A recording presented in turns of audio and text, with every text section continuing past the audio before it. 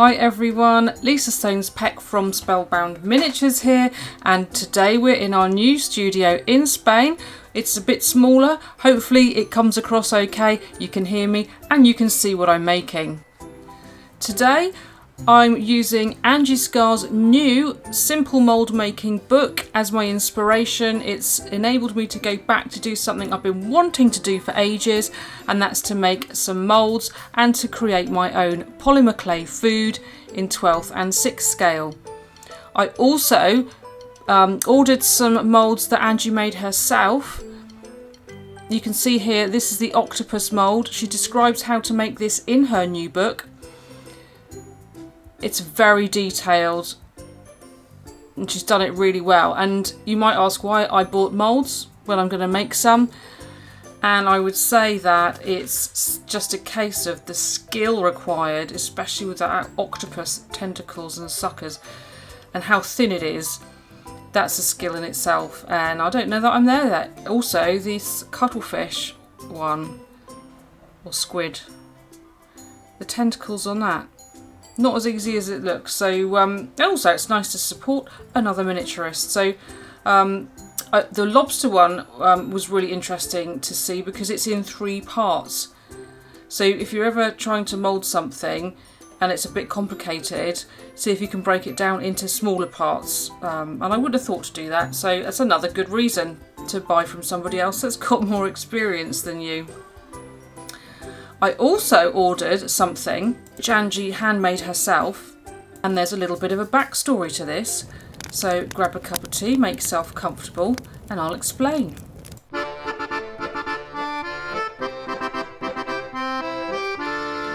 Any of you that have followed Spellbound Miniatures for a while will know that Rod and I hail from Cornwall, and we often take time out to go down to St Ives for the day. It's like my spiritual home, and I did live there for a while. And as always, as you do on these trips, you imagine if you were going to create a dollhouse, it would be one of these typical fisherman cottages, whitewashed walls, lovely blue, sea green, wooden sash windows, and some big chunks of granite in there somewhere, maybe a harbour scene, some little fishing boats, that kind of thing. So this is before we had the cricket, and it was actually back in 2018. So this is how long it's taken for me to kind of get back around to this project. We decided to start creating a fisherman's cottage. Cut some MDF, made our own windows on a jig, and a kind of typical front door for St Ives, but also a little bit maybe fairy tale inspired too. And it was on one of these day trips to St Ives, I happened to be in communication with Angie Scar via Messenger. She found out we were in St Ives, and she said, oh, if you happen to see one of those typical shell shops that you get there, could you take me some photos? Ideally a lobster pot, buckets and spade, that kind of thing, and some shells, the windows, that kind of thing. So as it happens, we were literally just around the corner from a shell shop. So I took a few, Rod put his hand in front of the buckets for scale, and then as we walked around the corner, there was a flatbed truck with a load of lobster pots on the back. So I said, Rod, stand there, I need to take a photo, I need you in the picture for scale. And so we took the photo and sent it to Angie, and then carried on our day and probably had a cream tea or 2. So the whole purpose of this ramble is that I did then order a lobster pot from Angie to put in my scene when I finally get around to making it. And as you can see, it's absolutely amazing. The shape, the colour, she's even got the little trap hatches to open, and there's a float in there which helps the fisherman to find the pots again. There's tiny little starfish on there, which you can't really see on this camera, the focus isn't so great, and a little piece of bladderwrack seaweed too. So the attention to detail that Angie gets in her miniatures is amazing, and that will have pride of place in my scene, and hopefully my lobsters will do it justice. Okay, so here are some moulds that I'd made previously, and I started off with jewellery findings. I'd mould them and then recreate them with silver clay. These, no, you can't really see what they are. They're the bottom of acorn cups, which look great in silver.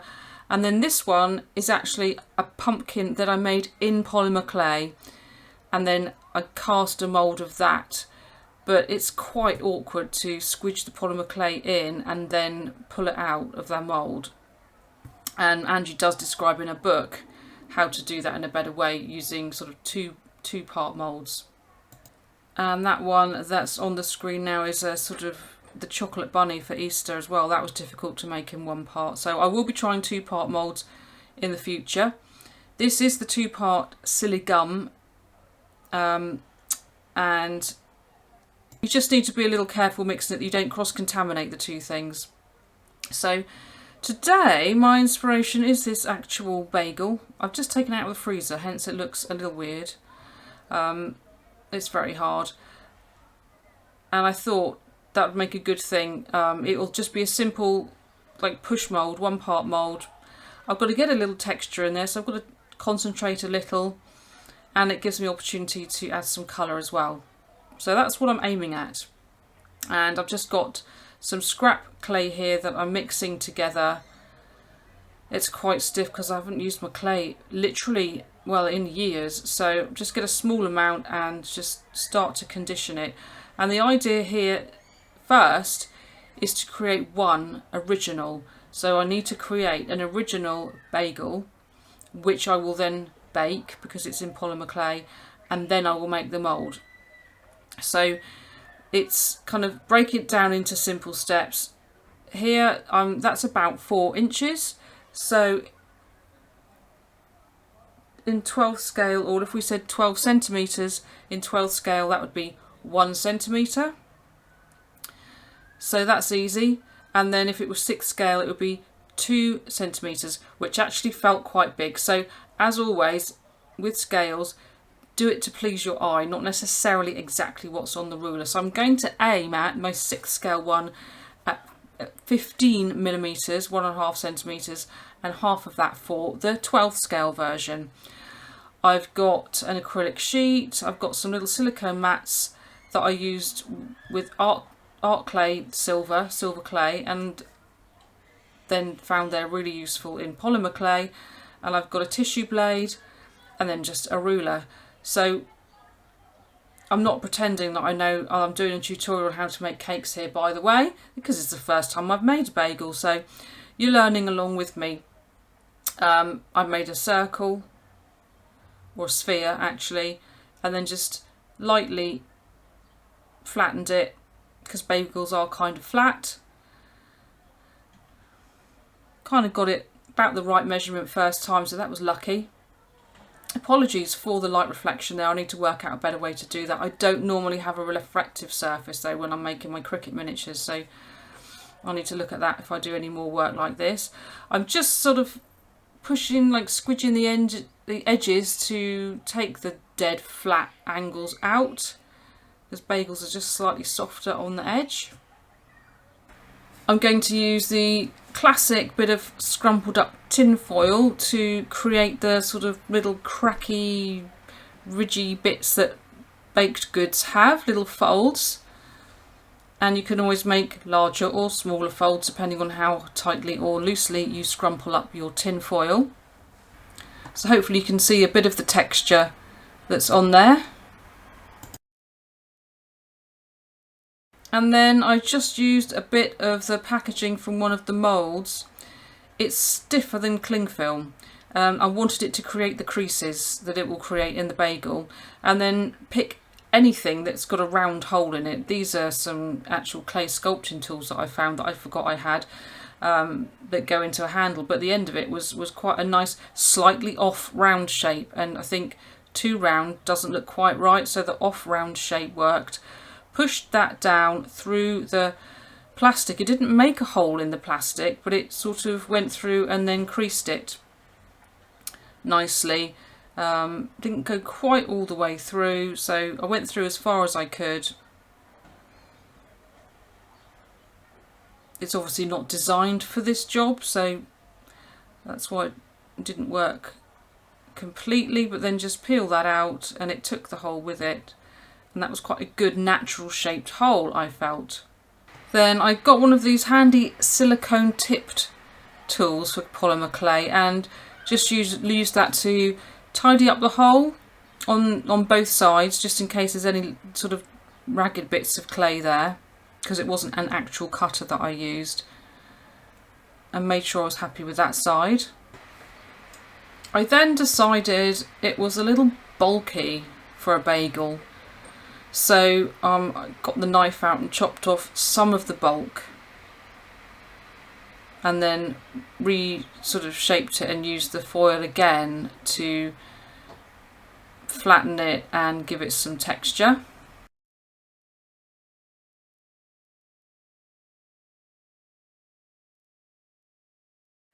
I then tried to recreate the sort of split they have around the side of a bagel. I used one tool and it was a little thick. In reality it was actually a lot thinner than that, so I then resorted to using a scalpel type X-Acto blade there, because it is actually cut by a knife in real life, isn't it? So it's going to be pretty thin. So I did that all the way around. Be careful if you do this to safeguard your fingers and thumbs.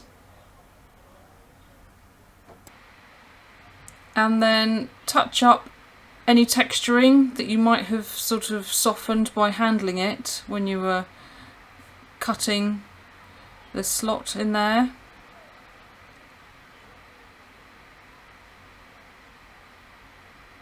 Double check it, make sure you're happy with it, and then it can be baked. I use a Pyrex dish, and if you bake it on something shiny like a glass dish or tile, you'll get a shiny bottom. If you don't want a shiny bottom, then bake it on something that is going to withstand the heat of the oven, although it's quite low for polymer clay, so you can use kitchen towel or sponge. I use one of those little silicone mats because it had a nice texture that you'd probably find on a full-size baking sheet. So put that in, and I always cover it with a piece of foil. Probably not so crucial for baking these because they're not going to be used in the end, other than just for making the mould. So I made the 12th scale size as well, and then baked them according to the instructions on the packet. I made two quick little cupcake bottoms, so you would mould this and then put a fancy piece on top, so I thought I'd do that while I was there. And I also just chucked in some black polymer clay, sort of just cut off the block with a knife. I want to bake that and then crush it down to make it look like raisins in the cinnamon and raisin bagel. So it comes back, it's cooled down, and I'm going to use a piece of packaging to create the mould in. I think these were from some lighting elements that I bought, and you can see it's going to fit both of them in there, so there's space for that, and then it's got a nice shape to it. I don't know if you can see it, it slightly opens outwards, which means rather than getting stuck in there, it should pop out, but I cut it out anyway in the end. So what I'm going to do is I decided to get some double-sided tape, because I didn't want those original masters there to move around whilst I'm pushing the moulding material down over them. So I have some awful gummy scissors that I use only for packing tape and this double-sided tape. So I'm cutting off a strip of the double-sided tape.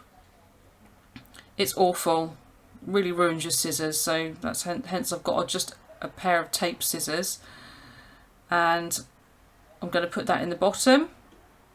It takes a little while to find the edge on this, and it is very sticky, so I find the edge and then stick it in, then it's easier to find the edge again.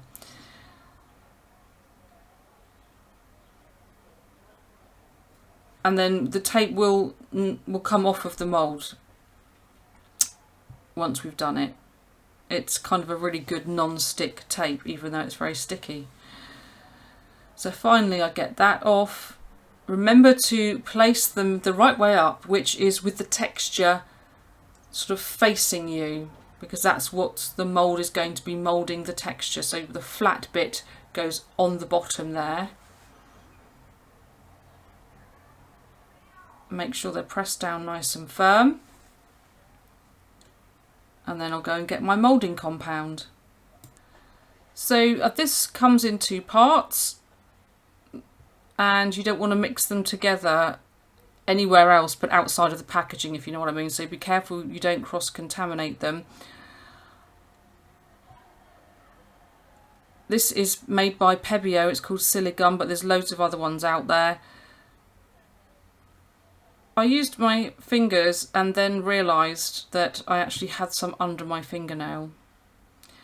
And I find it easy just to create two balls and then make sure the balls look similar. You could weigh them, but I've eyeballed it and it's always been okay. I'm now getting the residual bit of blue stuff out from under my fingernail, and then I decide if I use something like a teaspoon, that's going to be easier. So I'll get the blue out and then get a teaspoon, and then I use the teaspoon for the white, and then that's much easier to see if there's any of the wrong coloured compound on there. So I need a little bit more white. And I've had this for at least a couple of years, this compound, so it's still lasting, it's still working, and it's been open all that time. Probably, well, I think when I was doing the silver clay work, that was 6 years ago, so it lasts a long time, and the sort of shelf use by date is expired beyond that, but it's still working fine. So just make sure you kind of got two even lumps, and it's quite a large mould this, so I do want a fair size amount. It's got a really nice texture.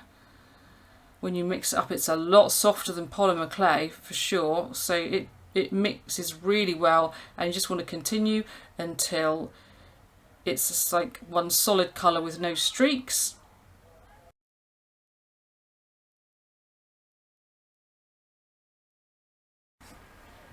And then the first thing I did was sort of pinch off two smaller bits and pushed them into the holes on the bagel, so that I was sure that it had sort of gone in there.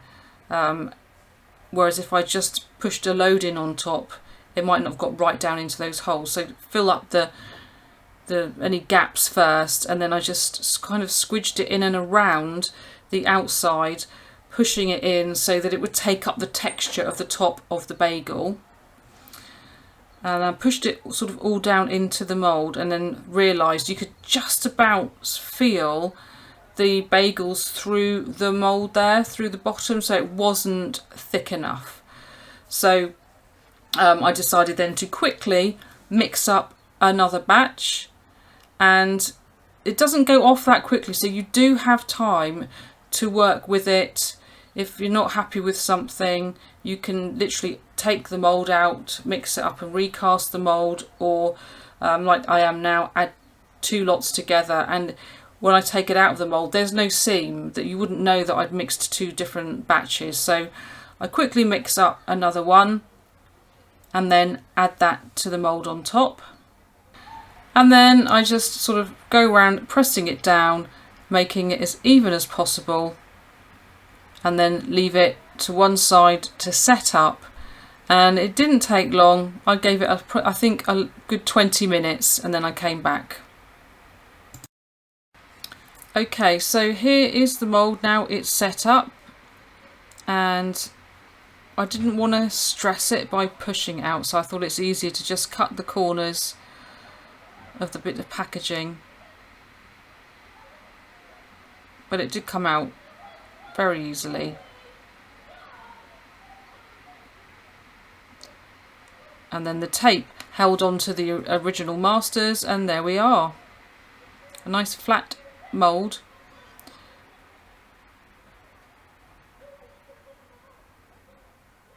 I've still got those originals there if I want to make more and more moulds, and also you could kind of make some new pieces from the mould and then make a mould of many pieces, depending on whether you're, I don't know, making them to sell. You'd want more than one each time, wouldn't you?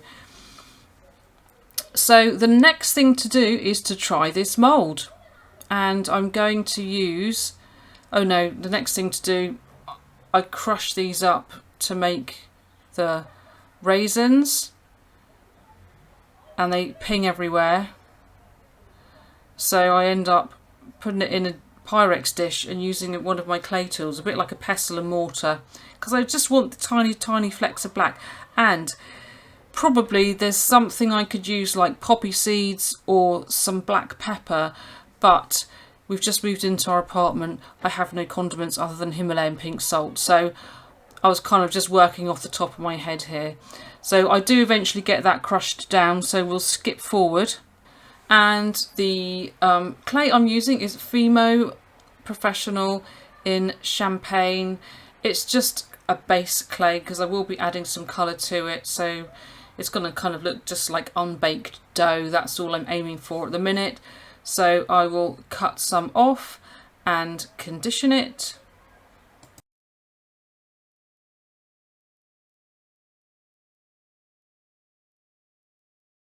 And then I'm going to take some of the crushed black already cooked polymer clay and start mixing that in, so it looks like I've got raisins in my bagels.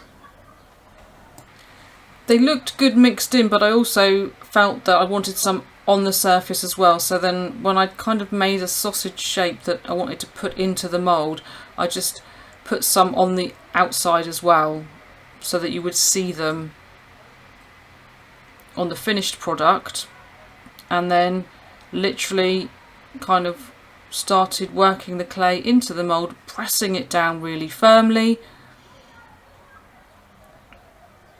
and filling out the mould as I went.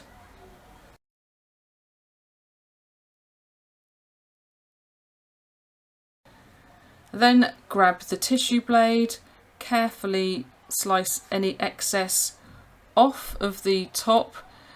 The one thing I noticed there is where I'd put the double-sided tape, I had a little bit of a groove, which made it not so easy to slice the clay off.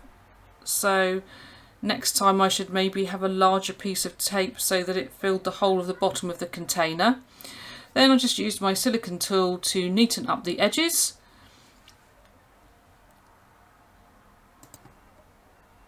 And I put some texture on the bottom with the foil too, so that it looks good whether it's picked up or put down. And then gently loosen the edges and pop it out, which is easier said than done. The hole in the middle, kind of, if you imagine, probably ended up the shape of an apple core, so it kind of went in and out and almost tried to grip it slightly. So I did manage to get it out, and I was fairly happy with the results of that. And then I just kind of misshaped it slightly because the original one was slightly misshapen too. So I'm happy with that. I did a 12th scale one and a couple of the cupcake bottoms as well at the same time. I took a chunk out of one of them to make it look like it had been eaten, and I used the end of a needle tool to rough up the inside to create a crumb effect, which is what I've seen people do on YouTube. And the next thing to do, was a very exciting moment for me, I've been wanting to do this for ages, was get some pastels and create a kind of browny, ochre, yellowy dust, and dust that over the top so it looks like it's been golden brown and toasted in the oven or the toaster. I don't know how they actually make bagels. I seem to think about a pot of hot water, but then they must bake them as well because they end up brown. So dust that around, not too much black and brown because you don't want it to look like it's burnt. So put in some golden colours too. So I did that round all of them.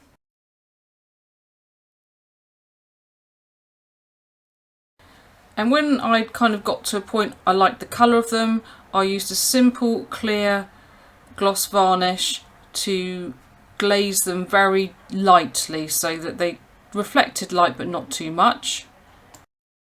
And here's the kind of before, during and after, or beginning, middle and end. So you can see they should look exactly the same. The finished ones are a much nicer colour, and the beauty is you can make as many of them from now on as you want to. So here's the end result. Thank you for watching. Thank you to our patrons as always for their ongoing support, and a big thank you to Angie Scarf for an amazing new book and some brilliant moulds and miniatures. I hope you enjoyed it. We'll see you soon. Take care.